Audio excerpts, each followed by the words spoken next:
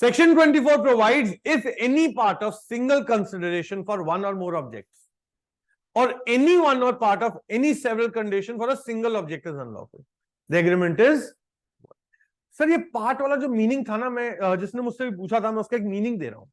आप एक पानी का ग्लास उठाइए और आप पानी का ग्लास पीने जा रहे हैं, पानी के ग्लास में मिट्टी गिर जाए थोड़ी सी, इतना सा दाना, वो पूरे पानी के ग्लास को गंदा करती है या तुम मिट्टी को साइड करके पी लेते पानी? करती है ना. Bottom line. सो अगर एक चीज सिंगल कंसिडरेशन है, सिर्फ ये, या फिर सिर्फ सिंगल ऑब्जेक्ट है ये, उसमें अगर अनलॉफुल का एलिमेंट गिरा तो वो पूरी कंसिडरेशन को खराब करेगा.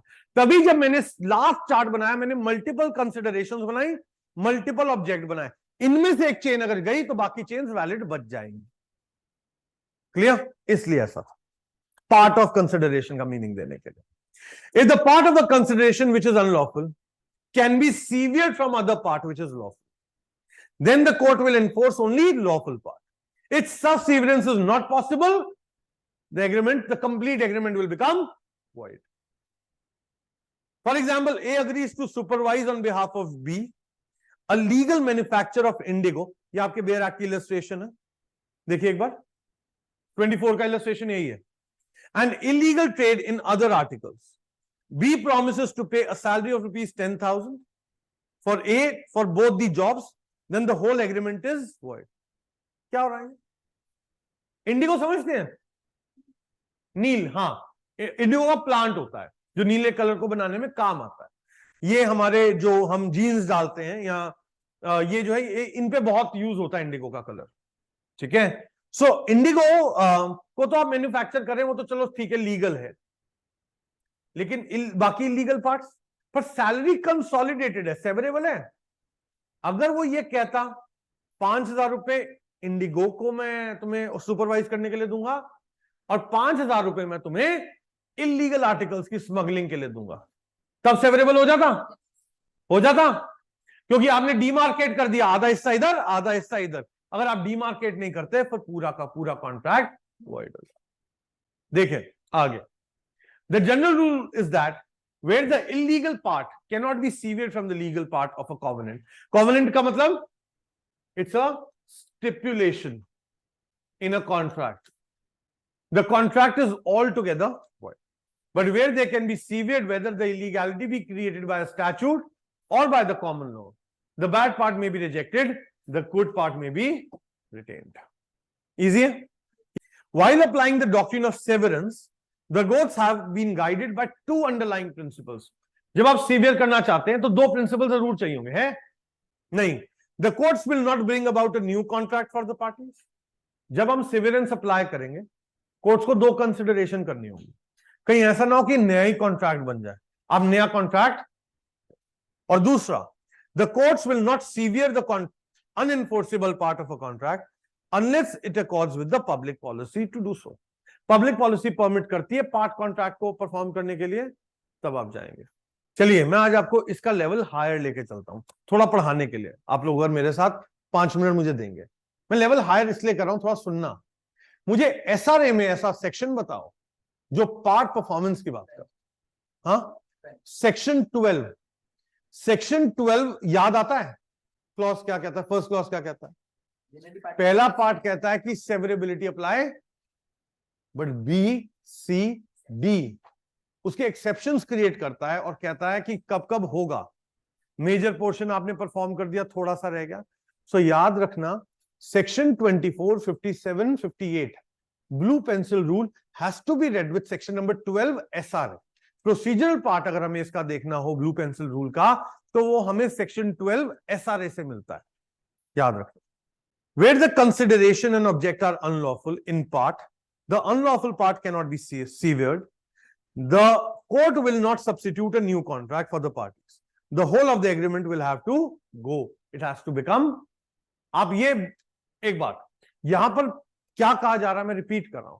कोर्ट जस्टिस करने के चक्कर में नया कॉन्ट्रैक्ट नहीं बनाएगी, सेम कॉन्ट्रैक्ट को एनफोर्स करेगी. पार्ट्स में नहीं हो सकता तो खत्म.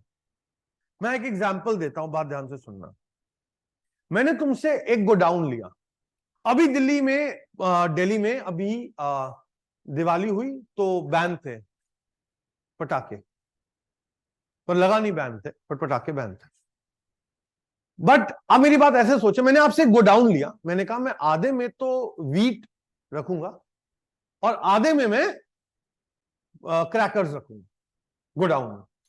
मैंने बता के लिया है, पूरे गोडाउन का मैंने आपको 1 लाख रुपए महीने का किराया दिया। सीवियर कर सकते हो? कोर्ट कहे ठीक है तुम 50,000 वाला वैलिड है। सर आपको एग्जैक्ट पता, आपने लाइन खींची थी आधे आधे आधा करके आके, एग्जैक्ट आपने देखा था कि मैंने एक लाइन भी क्रॉस करी, एक भी चीज एक्स्ट्रा नहीं रखी गई? नहीं। Can it be severed? अब यहीं पर मैंने कहा मुझे 2 गोडाउन चाहिए, एक आपका ग्राउंड फ्लोर, एक आपका फर्स्ट फ्लोर। ग्राउंड फ्लोर में मैं सिर्फ वीट रखूंगा और फर्स्ट फ्लोर में मैं क्रैकर्स रखूंगा। मैं इंडिविजुअली दोनों का किराया 50-50 हजार रुपए महीने का दूंगा। Can it be severed? One part valid जिसमें मैं वीट रख रहा हूं 50,000 रुपए दूंगा, अदर पार्ट वॉइड। क्यों? अनलॉफुल, बैन है crackers in Delhi. Am I clear? Divisible contracts. Now this part is law 13 law commission report ने एक लाइन बोली थी कि सेक्शन 24 में एक एक्सप्लेनेशन ऐड कर देना चाहिए। देखिए क्या कहता है। Where some of the promises and considerations are unlawful, they can be separated from the lawful promises or considerations. The agreement is void only to the extent of promises which are unlawful or based on unlawful. The Law Commission of India recommended a provision to deal with distinct promises. They suggested to add an explanation to this section. क्योंकि ये section severance की doctrine को बता रहा है। देखो ये कह रहा है कि एक कंसिडरेशन मल्टीपल ऑब्जेक्ट, एक ऑब्जेक्ट मल्टीपल कंसिडरेशन, अगर खराब हुए तो वॉइड। बट ये कहीं पर ये कहता है कि सेवरेंस पॉसिबल है, कहीं पर ये कहता है कि सीवियर कर लिया तो वैलिड होगा लॉफुल पार्ट। ये सेक्शन साइलेंट है। लॉ 13 लॉ कमीशन ने सजेस्ट किया we need to add an explanation कि बाकी पार्ट अगर सीवियर हो सकता है it will remain valid. If the transaction is valid, divorce an illegal agreement, although arising out of it, the void part can be separated from the valid part. The later part does not become invalid. Section 24 doesn't apply where the plaintiff is seeking to enforce an equity in respect of perfectly valid security. देखो अगर case purely valid contract का है, section 24 apply करेगा? I'm repeating myself. Multiple consideration, multiple objects, all are valid. क्या section 24 apply करेगा? That's the last line.